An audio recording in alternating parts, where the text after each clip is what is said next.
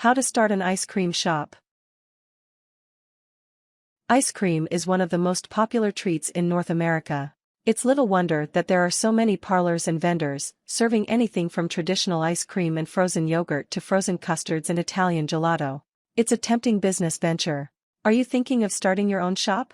If so, you should take stock and weigh your options before putting together your business plan. There are many things to consider, including market research, laws, equipment, suppliers, and putting together a formal business plan. Part 1: Researching the business. 1. Decide whether a small business is for you. Sure, running a small business seems like a great thing. You get to put your own ideas to work. You get to make decisions and work independently, meaning you're the boss. And you get the satisfaction of building something lasting. But it isn't for everyone. In fact, operating a small business will be stressful and probably more work than you imagine. Think carefully before deciding that it's for you. Do you like challenges, for example? Do you thrive in difficult circumstances? Are you comfortable making big decisions? In that case, starting a small business may be for you. On the other hand, are you risk-averse? Do you distrust your gut instinct? Do you avoid stress and big decisions? You might want to rethink your plan, since all of these, risk, stress, and decision-making, are a big part of small business ownership. 2. Decide on a business model. Okay, you have chosen to go ahead. The next thing to do is to decide what sort of ice cream shop you want to start. You have some options. For example, do you want to buy or invest in an up-and-coming shop, start your own, or perhaps buy into a franchise? Consider, as each carries with it certain risks and certain opportunities. Read up on the benefits of franchising your business. Working with a parent company like Cold Stone Creameries or Baskin-Robbins, you'll have help in starting up. They will guide you in decor, the materials and food ingredients used to make the products, and employee training. Franchise costs can run high, though. The average start-up cost for a Cold Stone Creamery franchise is between $261,000 to $405,000. Starting your own shop is another choice. It may be less expensive to go it yourself. For instance, it is not uncommon to buy an existing or closed ice cream shop for $50,000 or less, but you will have much less support. Unlike a franchisee, you will have to do everything on your own. 3. Research. Get as detailed an idea as you can of what your business will look like and how it will operate. Do this by studying other ice cream stores in the area, as well as frozen yogurt and gelato parlors. What do they sell? How do they market their products? How do they advertise? You will also need to do serious research into the ice cream industry. Do market research. That is, look at your demographics, your competition, and the logistics of operating an ice cream shop. What group of customers are you targeting? Kids, maybe, or young professionals? How much business can you expect to do in your area? How will you price the ice cream? Sales and pricing might vary for a number of reasons, including season, your location, the presence of competitors, and supply. You will also need to find proper suppliers for your needs. Cones, napkins, toppings, and the ice cream itself will all have to be bought from wholesalers or suppliers. Try starting your research at a place like the United States Securities and Exchange Commission website at http://www.section.gov. There you can find statistics on the industry, most of which are coded as 5,810 or 5,812 eating places, retail. Part 2: Planning the business. 1. Get fully licensed and certified. Your legal requirements will depend on your city or state. For example, you may need a business license. For example, in the city of Toronto you need a license either to have an eatery or a food vending truck and need to submit a background check, proof of work status, and copy of a lease agreement. You may also be asked to provide proof of insurance. The fee for such an application is about $680. In starting an eatery, you'll probably also have to contact your local health department, state sales tax agency, and state employment department for an employer tax ID number, if you plan to hire. Don't forget to contact the IRS, as well, to obtain a federal tax ID number. As you can see, there is a lot of legal red tape in starting a small business. You may want to consider consulting a lawyer who specializes in business for help. 2. Figure out what equipment and supplies you need, and how much it will cost. You will have to have all the proper equipment and supplies for your grand opening. Depending on the location or type of store, this may range from 1 or 2 sinks, a small ice cream cabinet, and dry storage to several soft serve machines and ice cream cabinets, computer and cooling systems, backup generators, and dry-through windows. Don't forget that on top of the equipment you'll need day-to-day supplies like ice cream, cones, plastic spoons, bowls, and otherwise. 3. Set a location for your business.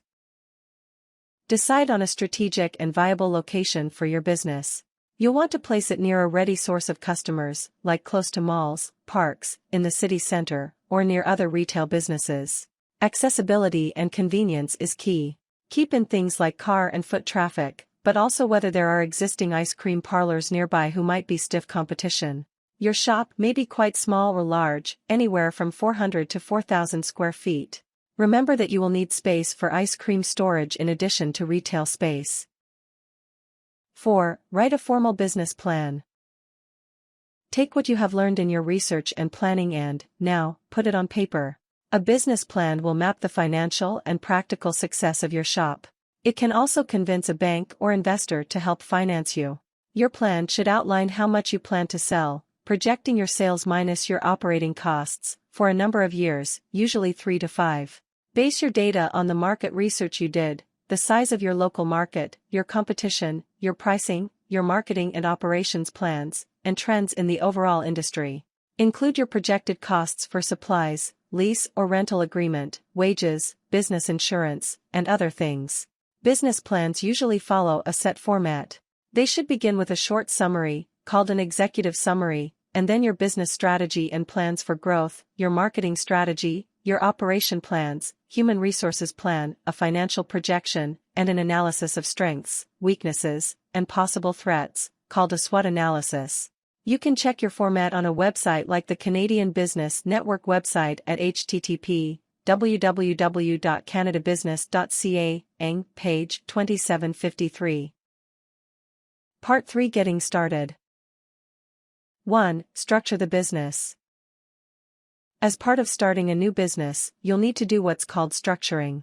This means that you are forming a legal company. Structuring is the shape that you decide to give it, which can impact things like how much you pay in tax or personal liability, the amount of paperwork you have to do, and how you can raise money. Sole proprietorship is the most common business structure. You can form one easily and it gives you, as the owner and operator, full control. However, you also will have to assume full liability for all of the business costs. Partnerships apply if you are going into business with another person. This arrangement splits the costs and profits. Some businesses take the form of corporations. Unlike the first two kinds, a corporation is a legally separate entity from the people that founded it. It is taxed separately and can be held legally responsible in court, just like a person. The biggest advantage of a corporation is that you avoid legal liability in case something goes wrong. The biggest disadvantage is that this structure is expensive and takes a lot of record keeping. 2. Buy or lease a viable location. Find a real estate broker who specializes in commercial sales to help you find and acquire a suitable location for your new business. Based on your initial research, you should already have a good idea of where you want to be. Now is the time to do even more research. Try to be as unbiased about sites as possible, even if you've formed ideas. With a broker, look into the local chamber of commerce to see future development plans. You may find that a part of town will have new projects that you weren't aware of. Check traffic counts, as well. Talk to other business owners.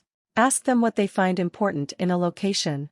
Is it closeness to a tourist area, for example, a school or a park? Don't forget to include accessibility, including access to parking or mass transit, in your thinking. 3. Set up shop and buy supplies. You have a shop, you are getting closer to opening. Now you need to get all the necessary supplies. Meet with equipment suppliers and contractors in your area and ask for referrals and quotes on things like ice cream cabinets, freezers, or any other items you require. Ask other business owners who designed their stores to get the right decor.